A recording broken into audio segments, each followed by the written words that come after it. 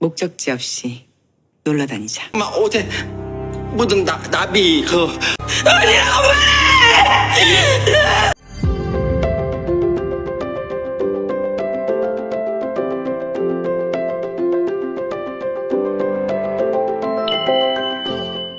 Pagi-pagi Munyong udah mau berangkat ke foto studio. Tapi sebelum dia berangkat, dia ngomong sama Gangtai di depan pintu, kalau Gangtai berubah pikiran, dia bisa datang ke alamat yang udah disediain di jasnya. Munyong kemudian pergi. Gangtai kemudian lihat jasnya, dan di dalam saku ada mangtai, di belakangnya ada surat. Di situ Munyong nulis kalau dia seneng banget punya keluarga sekarang, dan berkat mangtai dia udah gak mimpi buruk lagi. Gangtai bener-bener tersentuh sama suratnya Munyong. Karena itu dia kemudian pakai setelan jasnya dan berangkat. Nyampe sana kemudian mereka foto bareng. Sedangkan Sang In baru aja pulang dari rumah orang tuanya. Ternyata selama di rumah orang tuanya, Seng Jae nyuruh Sang In untuk matiin telepon. Karena itu dia nggak ngehubungin Juri. Seng Jae kemudian bilang kalau rencana mereka tuh berhasil. Seng Jae juga pesen sama Sang In untuk nggak nyinggung-nyinggung soal kencannya dia. Setelah Seng Jae pergi, Sang In kemudian masuk ke kamarnya Juri. Dia nawarin beberapa makanan yang dia bawa dari rumahnya. Tapi Juri nggak mau. Dia kan udah dilarang tuh sama Seng Jae, tapi tetap aja dia malah keceplosan ngomong kalau dia kencan buta sama cewek yang mirip Song Ye Kyo. Karena itu Juri jadi kesel dan nyuruh Sang In buat keluar karena dia harus belajar. Selesai foto, Munyong kemudian ke perpustakaan buat nemuin Seng Jae. Tentu aja dia bareng sama Gangtai dan juga Sangtai. Lihat Gangtai yang keren pakai jas, Seng Jae langsung bilang kalau Gangtai itu ganteng banget dengan pakai jas kayak gitu. Karena itu Munyong jadi cemburu dan dia bilang kalau Gangtai nggak boleh pakai jas lagi karena katanya Munyong itu nggak enak dilihat. Tapi Gangtai juga kemudian bilang sama Munyong kalau besok-besok Munyong nggak boleh pakai baju kayak gitu lagi karena nggak enak dilihat juga. Pas di perpustakaan, Seng Jae bilang sama Sangtai kalau dongengnya Munyong itu terkesan kejam. Makanya Sangtai sebagai ilustrator supaya bikin gambarnya itu lebih elegan, supaya terkesan ceria. Tapi Sangtai bilang dia nggak mau. Nanti yang ada gambarnya itu jadi hambar, dan nggak ada yang mau baca. Sementara Gangtai lagi lihat-lihat buku Anjing Musim Semi. Munyong bilang ternyata Gangtai mirip anjing musim semi, karena sebelumnya dia ngobrol sama Jisoo. Jisoo bilang kalau Gangtai itu suka menyembunyikan perasaannya. Pokoknya mirip banget sama anjing musim semi. Jisoo juga ngasih tahu Munyong untuk nggak nyari tahu soal perasaan Gangtai yang lagi marah. Karena percuma aja, Munyong nggak akan dapat jawaban. Maka dari itu, Munyong udah merelakan hal itu. Munyong nggak akan mencari tahu. Terus Gangtai bilang kalau selama ini dia udah lelah dan muak karena terus punya kewajiban untuk melindungi. Tapi sekarang semua itu bakalan jadi tujuan hidupnya. Dia pengen melindungi keluarganya, dan dia gak akan membiarkan satu orang pun merebut ataupun menyakiti keluarganya. Dan Munyong adalah salah satu dari keluarganya Gangtai. Pasien yang namanya Son Hee tiba-tiba ditelepon sama ayahnya. Padahal ayahnya dulu udah ngebuang dia di rumah dukun. Makanya dia jadi kesel banget sama ayahnya itu. Dan dia bilang sama perawat kalau ayahnya nelpon lagi bilang aja kalau dia tuh udah mati. Sedangkan Sang In gak mau keluar kamar dan gak mau makan juga karena dia terlalu malu sama Juri tadi. Bukang kemudian ngebawain makanan di kamarnya. Sang In kemudian cerita semuanya. Karena itu Bukang jadi tahu kalau Sang In ngarang cerita itu karena butuh petunjuk dari Juri. Bukang kemudian cerita kalau dulu Juri itu paling deket sama ayahnya. Tapi setelah ayahnya meninggal, dia ngerasa dia harus jadi kepala keluarga. Maka dari itu dia nggak pernah mengandalkan siapapun. Bukang minta supaya Sang In bisa diandalkan. Itu aja udah cukup. Munyong, Sangtai, dan juga Gangtai udah pulang. Munyong berencana untuk majang foto keluarga mereka. Munyong juga minta Gangtai untuk pindah ke kamarnya Munyong, karena mungkin di kamar Sangtai dan juga Gangtai itu terlalu sempit untuk ditempatin berdua. Tapi Gang Tai nggak mau karena itu adalah kamar orang tuanya Munyong. Gang Tai juga ngajakin Munyong untuk pindah ke tempat lain. Tapi Munyong nggak mau. Munyong bahkan bilang kalau kupu-kupu itu muncul, Munyong yang bakal ngebunuh. Tapi Gang Tai bilang untuk jangan dibunuh. Pasien Sonhi setelah dapat telepon dari ayahnya, dia langsung tidur terus dan gak mau bangun.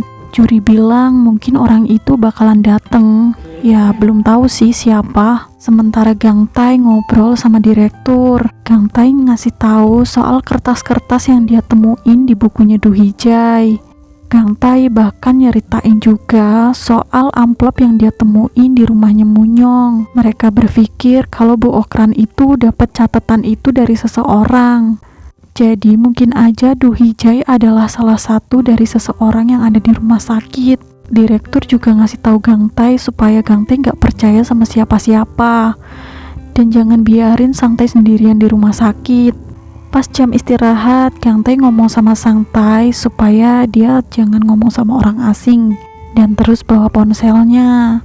Tapi Sang Tai bilang dia tuh bukan anak kecil lagi, dia udah dewasa dan bisa jaga diri. Sekarang bahkan dia udah belajar gambar kupu-kupu dan dia nggak takut lagi. Dia akan jadi kakak yang bisa diandelin karena sekarang dia punya 2 adik. Gak hanya khawatir sama Sang Tai, Gang Tai juga khawatir sama Munyong. Dia nelpon Munyong dan nyuruh Munyong untuk ditemenin kalau di rumah. Jangan sampai dia sendirian, ataupun kalau dia sendirian dia harus ngunci pintu. Pas lagi teleponan sama Munyong, tiba-tiba pasien Sohi dateng. Dia di situ bertingkah kayak anak SD. Ternyata dia ngalami kepribadian ganda. Karena waktu kecil dia tuh sering disiksa sama orang tuanya dan gak ada satu orang pun yang ngebelain dia. Sedangkan Ko Dai Hwan tiba-tiba kondisinya semakin memburuk. Direktur nyuruh para perawat untuk mindahin Ko Dai Hwan di ruang isolasi supaya dia bisa lebih nyaman. Sedangkan Munyong meriksa semua sketsa yang dibikin sama Sang Tai. Tapi sketsanya tuh gak ada ekspresi wajahnya. Makanya Munyong bilang sama Sang Tai untuk bikin ekspresi wajah. Walaupun dia nggak bisa, setidaknya dia harus belajar dulu.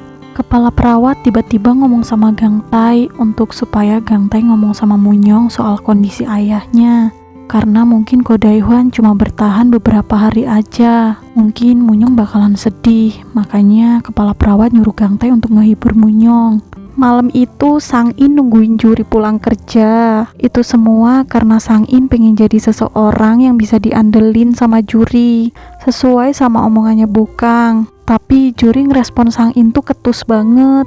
Sang In kemudian cerita kalau sebenarnya teman kencannya itu nggak mirip Song Ye Kyo. Dia bilang perempuan idamannya itu orang yang bisa ngandelin dia. Pokoknya suka merengek seperti anak kecil. Gara-gara itu juri jadi salah paham dan nganggep Sang In mesum. Sementara Gang Tai pulang-pulang bilang sama Munyong soal ayahnya yang sekarang kondisinya memburuk. Tapi Munyong gak peduli. Gang Tai berusaha nasihatin Munyong supaya Munyong gak menyesal suatu saat. Tapi Munyong justru malah bilang dia paling benci sama sosok ayah yang membiarkan anaknya disiksa sama ibunya dan pura-pura gak tahu. Orang yang pura-pura gak tahu justru lebih jahat dari orang yang nyiksa menurut Munyong. Keesokan harinya ayahnya Sonhi dateng. Dia minta Sonhi untuk donorin hatinya karena ayahnya butuh transplantasi sekarang ini. Kalau enggak ayahnya bisa mati. Tapi ayahnya itu terus maksa-maksa putrinya. Karena itu direktur kemudian marah besar. Dia ngomelin ayahnya Sonhi. Ayahnya Sonhi juga nyamperin Sonhi yang lagi di taman sama Gang Tai. Di situ Sonhi ngungkapin semuanya kalau dia benci sama ayahnya. Karena selama ini ayahnya itu pura-pura nggak tahu meskipun Sonhi selalu manggilin dia. Sonhi bahkan malah dibuang di rumahnya dukun. Meskipun gitu, Sonhi masih aja tetap nunggu ayahnya. Tapi nggak sekalipun ayahnya dateng. Karena Gang Tai kerja shift malam, Munyong nggak ada temen dan dia akhirnya nelpon juri dan ngajakin juri buat minum. Mereka kemudian ngobrol-ngobrol. Munyong cerita kalau dia dari dulu itu takut sama ibunya. Makanya dia selalu berusaha jadi anak yang patuh. Meskipun kayak gitu, ayahnya selalu diem aja ngeliat Munyong dididik dengan cara ibunya. Ayahnya cuma sekali bacain dongeng buat Monyong, tapi Monyong gak pernah bisa ngelupain itu. Sementara di rumah sakit, kepala perawat lagi jagain Ko Dae-hwan. Ko Dae-hwan cerita kalau dulu dia membunuh istrinya. Bukan tanpa sebab, dia membunuh istrinya karena tahu istrinya itu membunuh pembantunya. Pembantunya itu adalah ibunya Gang Tae. Tapi setelah membunuh orang, istrinya itu malah nyanyi-nyanyi di rumah dan gak merasa bersalah sama sekali. Apalagi waktu itu kondisinya Ko Dae-hwan abis minum karena dia didiagnosa kena kanker. Mungkin hidupnya gak lama lagi. Karena itu dia ngomong sama istrinya kalau dia takut Monyong bakalan jadi monster kayak istrinya. Ko Dae-hwan kemudian ngedorong istrinya sampai dia jatuh dari tangga. Dan waktu itu Monyong ngeliat kejadian itu. Ko Dae-hwan kemudian ngurung istrinya di ruang bawah tanah. Keesokan harinya Monyong nanyain ayahnya dari mana. Ayahnya alasannya sih mancing di waduk. Padahal dia habis ngebuang jasad istrinya. Gak cuma kepala perawat, tapi Gang Tae juga dengerin ceritanya Ko Dae-hwan. Waktu itu Gang Tae nanyain apa karena Monyong tahu semuanya Ko Dae-hwan terus pengen membunuh Monyong. Tapi ternyata bukan itu alasannya. Alasan Ko Dae-hwan mau membunuh Monyong itu karena dia takut kalau Monyong bakalan jadi monster seperti istrinya. Dan Ko Dae-hwan sadar kalau itu bukan salahnya Monyong. Setelah nyeritain semuanya, Ko Dae-hwan pun akhirnya meninggal. Monyong kemudian pergi ke pemakaman ayahnya bareng sama Gang Tae dan Sang Tae. Pulang-pulang, Monyong langsung majang foto mereka bertiga. Rencananya Monyong pengen ngejual kastel itu dan uangnya mau dia pakai buat bikinin perusahaan penerbit buat Sang In dan juga buat beli mobil kemah supaya mereka bisa bepergian dengan bebas. Keesokan harinya mereka berangkat ke rumah sakit. Tapi di dinding rumah sakit lukisan Sang Tae tiba-tiba udah ada lukisan kupu-kupu ibu dan anak. Di situ Sang Tae langsung histeris dan bilang kalau gambar kupu-kupu itu yang ada di baju orang yang udah membunuh ibunya. Karena itu Monyong kaget banget. Karena Monyong tahu kalau ibunya punya bros kupu-kupu itu dan cuma ada satu. Monyong syok banget seolah dia nggak percaya sama kenyataan itu dan pergi. Ternyata ibu Monyong yang sebenarnya adalah kepala perawat. Sekarang ini dia lagi naik mobil menuju rumahnya Monyong. Dan alur cerita film It's Okay to Not Be Okay episode 12 pun telah selesai. Gimana nih ceritanya menurut kalian? Makin seru banget kan? Next, aku bakalan ceritain episode selanjutnya. Stay tune terus ya. Tapi sebelum aku close videonya, aku mau minta tolong nih sama kalian untuk klik tombol like, subscribe, dan nyalain lonceng notifikasinya biar kalian gak ketinggalan video terbaru dari aku selanjutnya. Oh iya, dan kalau kalian punya rekomendasi judul film yang pengen aku ceritain, tulis di kolom komentar ya. Makasih yang udah menonton, bye bye.